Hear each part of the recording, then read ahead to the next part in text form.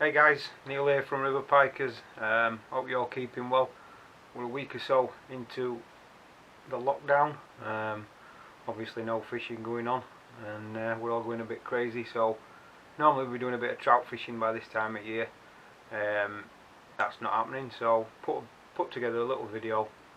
Some of the stuff that I use, the lures and the equipment that I use. Like and subscribe. Give us a thumbs up.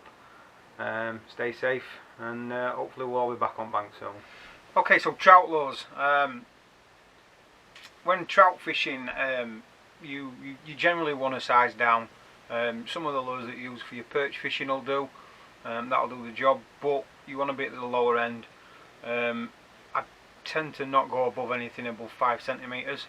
That's in either soft shads or crankbaits really. I start with crankbaits because that's probably what I use more of when I'm trout fishing. This is kind of the maximum size that you go to. This is a custom job, one of Matt's. It's one of Matt's lures. He made this one for me quite a few years ago. That's like the top end of where I want to be. And then down to at the other end of the scale, another one of Matt's little custom jobs. This is a little custom bean. So the other one was around about 5 centimeters. That's probably 2.5, 3 centimeters, and that's the other end of the scale. With the sort of the type of brands and things that you might have seen us using in past, Salmo's a good make. They do a lot of nice small lures. Obviously Rapala, things like the little yogis. You'll have seen Paul using the yogis quite a lot. This is the jointed version. This is a jointed yogi. Paul loves these ones. They're nice little lures, good action, little wiggle to them, and shape as well. So this is the jointed yogi, and then you also have this yogi. This is another yogi. This is a little round-bodied one, and it's got like a really tight wiggle. So it's good to have something that changes it up. Really good chub bait as well. These sort of rounder lures make good chub baits. They don't dig in very deep. They don't go low, so you get a nice shallow wiggle. And it's really tight, and they pick up a lot of chub. Depth wise, because you're fishing small streams, you're fishing upper reaches of rivers that are not particularly deep. We're wading a lot, so it's, you know, typically sort of 2 or 3 feet deep. You don't want anything that gets down too deep. I've just picked this one up. This is a Salmo. This is a Salmo Hornet, but this has got quite a big lip on it, so I'll have to be really careful with that. But it will double up very nicely for some perch fishing later in the year.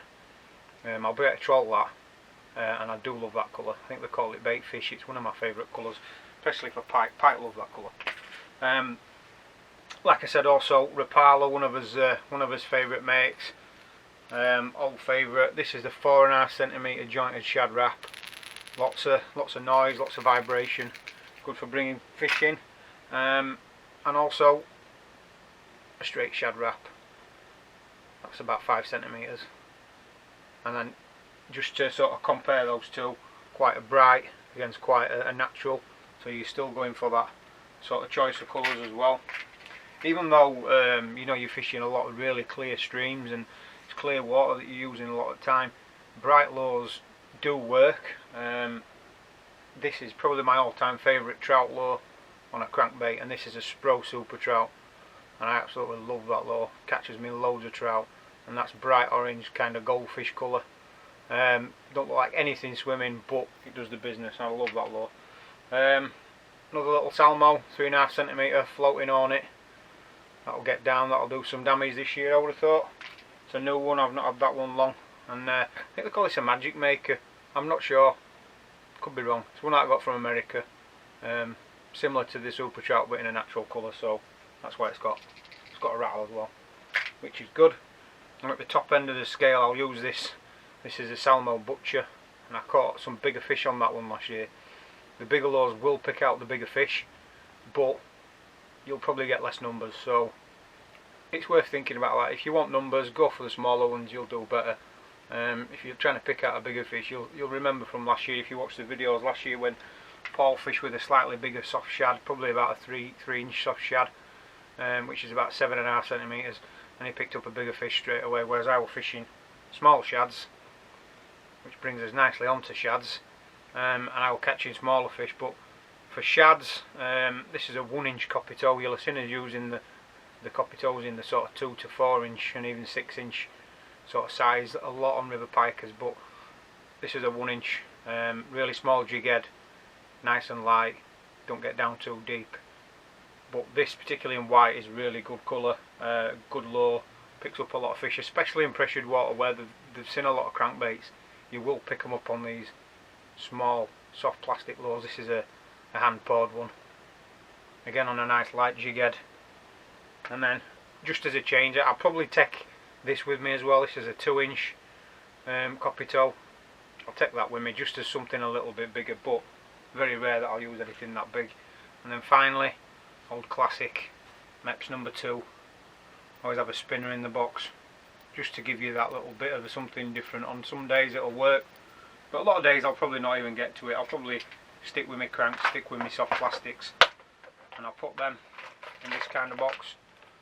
Easy to fit in a small bag or a waistcoat if you're wading. It's all about keeping light on your feet. If you're wading, obviously, or on the banks, you don't want to be carrying loads of gear. Light rods, light tackle, and minimal stuff. Okay, so my gear for trout fishing. I'll start off with myself. You need a chest waders are good.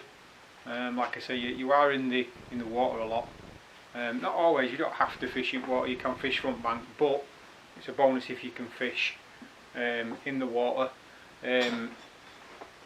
You don't scare them off being on the horizon and things like that. They are pretty good at seeing you. They will pick you up if you're standing up on the bank.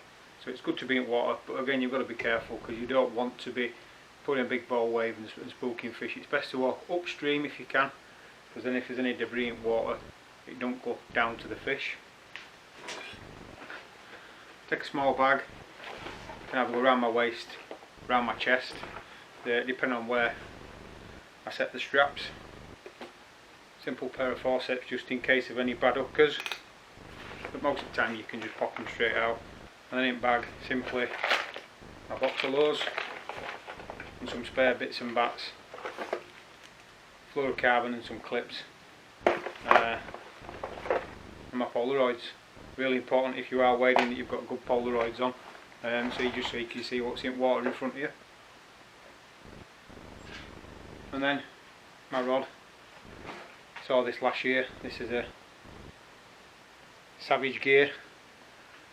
I always get it wrong, but it's a Troutissimo. 6'3", 0 to 5 gram. Tippy, nice soft tip, good for hooking. But plenty of play in it. It's a lovely rod to use. There's this little bit of tarty wood on it, because that's trouty. Shimano Techium 1000 series, and that's £10 Sunline braid. And then an £8 fluorocarbon trace. I do like to use a little clip, you can see that, just to make it easy to change lures. And that's about it. You don't need any more than that. Stay light, keep moving.